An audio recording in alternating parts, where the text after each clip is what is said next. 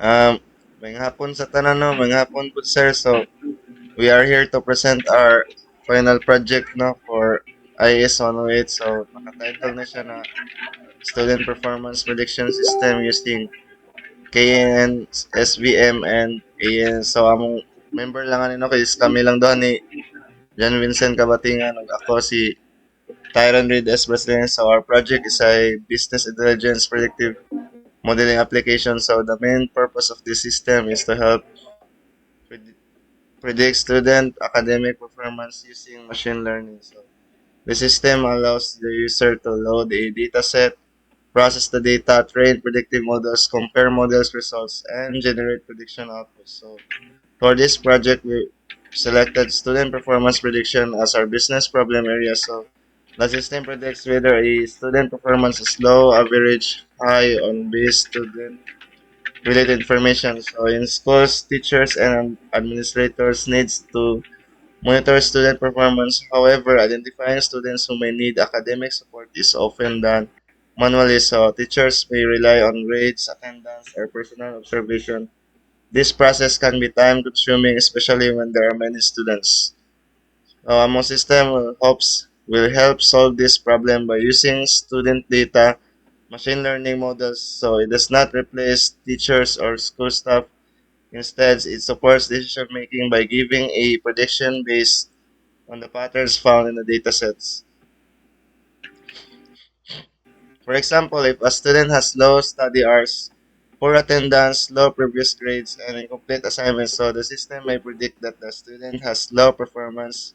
If a student has good attendance, higher study hours, and strong previous grades, the system may predict high performance. So the main objective of our project is to develop a predictive modeling application that can classify student performance using machine learning.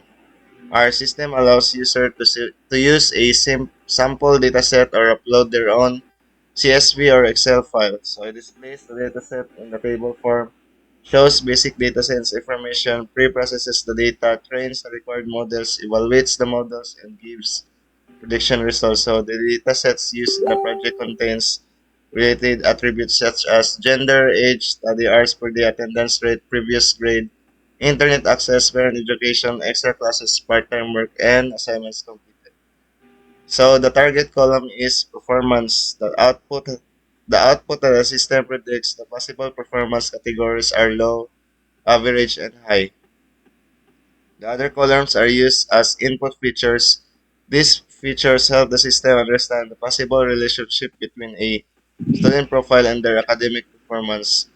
That is the background and objective of our projects. So, my fellow groupmate Kabatingan will explain the system process, algorithms, and evaluation metrics. So thank you, Mr. Brasileño. So our application was developed using Python and Streamlit. We use Streamlit because it allows us to create an interactive and user-friendly web application for machine learning. The system has four main parts. The first part is dataset handling. In this part, the user can choose whether to use built-in sample dataset or upload a CSV or Excel file. The system displays the dataset in table form and show basic information such as the number of rows, number of columns, missing values, and duplicate rows. The second part is data processing. Before training the models, the data set must be prepared. The system handles missing values, encodes categorical data, scales numerical features, and splits the data set into training and testing sets. Handling missing values is more important because incomplete data may affect the model performance. Encoding categorical data is also needed because machine learning models cannot directly understand text values like male, female, yes, no, high school, or college. These values must be converted into numerical form. Feature scaling is also performed because some numerical values have different ranges. For example, attendance rate may range from 0 to 100, while study hours per day may have smaller values. Scaling helps balance these features so that one column does not unfairly dominate the model. After pre-processing, the dataset is split into training and testing sets. The training set is used to train the models, while the testing set is used to evaluate how well the models perform or unseen data. On unseen data. The third part is model training and testing. Our system implements the three required algorithms: key nearest neighbor, support vector machine, and artificial neural network. The first algorithm is k nearest neighbor, or KNN. KNN predicts the class of a new student by checking the most similar students record in the dataset. If most of the nearest students are labeled as average, then the new student may also be predicted as average. The second algorithm is support vector machine, or SVM. SVM works by finding the best boundary that separates the different classes. In our system, it separates students into low, average, and high performance categories. The third algorithm is artificial neural network, or ANN. ANN learns patterns from dataset through connected layers. It is inspired by how the human brain processes information. In our project, ANN learns the relationship between student features and the performance category. The fourth part is model evaluation and comparison. The system evaluates the model using accuracy, precision, recall, F1 score, and confusion metrics. Accuracy measures the overall correct predictions.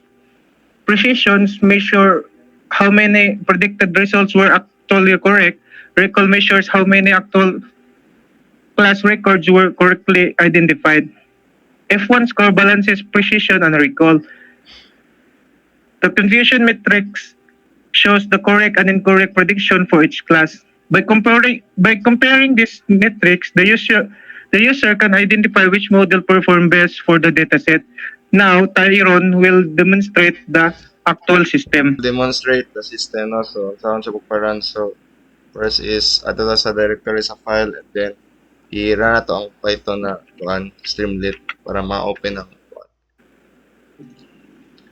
So, localhost lang atong gamit na. So, nag-loading pa siya. So, mao niya mong system. So, naya siya student performance prediction system. So, sa among IS108 business intelligence predictive modeling application using KNN, SVM, and ANN. So, there is a project controls is nami duha ka kuan option diri, which either mogamit na siya use sample dataset na among na among giset daan. So, nana siya sa directory daan, no? Which is kani. And then, pwede po upload sa imuhang kaugalingon na dataset basta exist lang itong mga column or unsa. So, testingan sa natong use sample dataset. So, makita nimo diri na column na. So, na siya ang atong nabita sa directory na files is na siya 240 ka column, rows, 11 ka columns. And then na siya yung mga missing value na 29 ka. So, mo ni natong dataset na.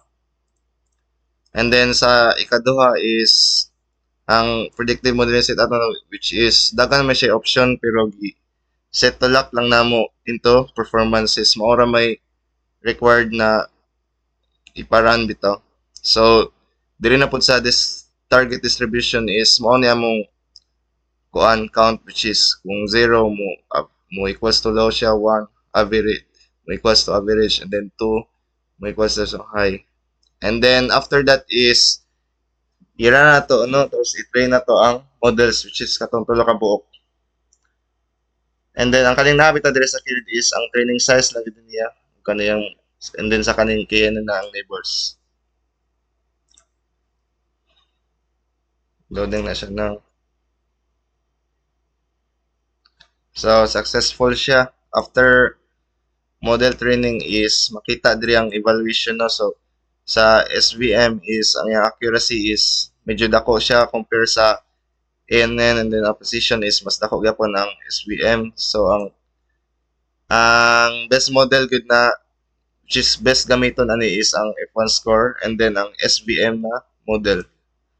So, makita din rin yung comparison sa matrix, no? Sa KNN, SVM, and ANN. So, muna siya.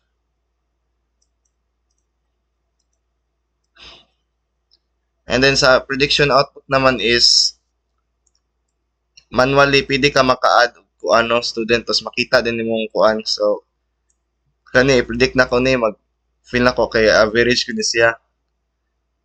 Oh, average ni siya.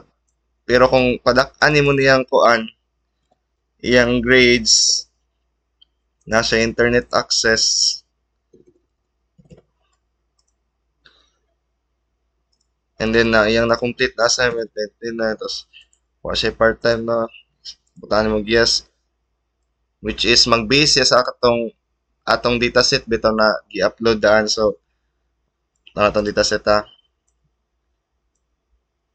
So, makita diri ang ilang mga ano, performance no. Kung nagi mo match gaani na pare-para sa atong gi-manual input is mo most likely mo pareha pud sila sa ilang performance. So magbase sa daan na dataset, and then sa atong pag manual upload or input student mo base siya dito ah. So kana gibutan na kog kuan, and then attendance ang attendance rate is inaipilan na po nato. And then sa nato. So, high siya. So, pili po nato ni maset siya low or anything kung gusto gini mo. So, nakauna na pud mi na dili ra pud isa kay estudyante atong i-upload no or i-kuan i-test. So, nami gibutang rin na batch prediction pud. So, mo upload gyapon kog file gyapon kung daghan nimong estudyante kuan, so base gyapon nimo ilang performance or anything.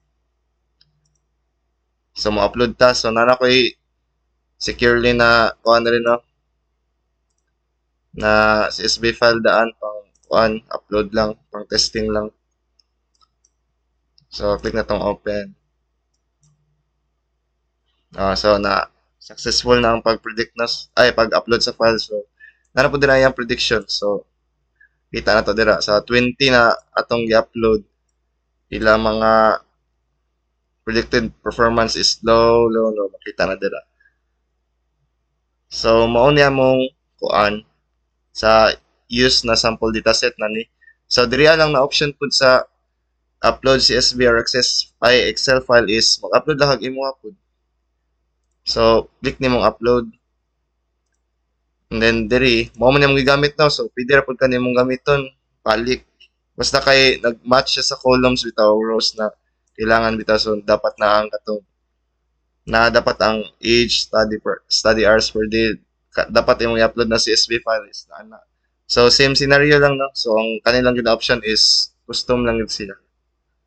So, mao niya mong project sa IS 108. So, mao na siya. Thank you.